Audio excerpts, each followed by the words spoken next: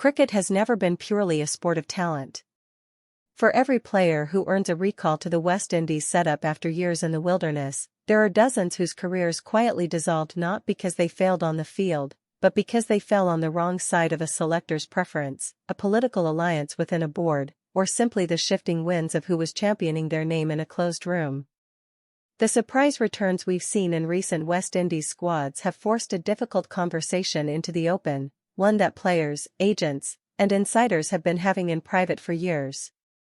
These are men who were essentially told, through silence and omission, that they were no longer part of the plan, only to find themselves suddenly back in the mix without any public explanation of what changed. What those recalls actually reveal is a system where the criteria for selection is rarely as meritocratic as governing bodies claim.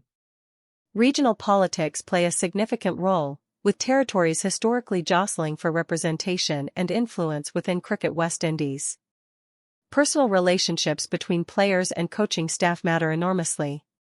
So does the question of who is willing to accept lower contracts, who causes fewer logistical headaches, and who fits the current administration's vision of what West Indies cricket should look like culturally and commercially.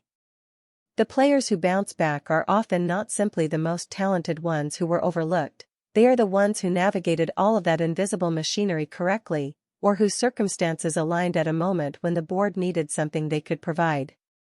For the rest, no amount of domestic runs or wickets seems to be enough to reopen a door that was never officially closed, just quietly locked from the inside.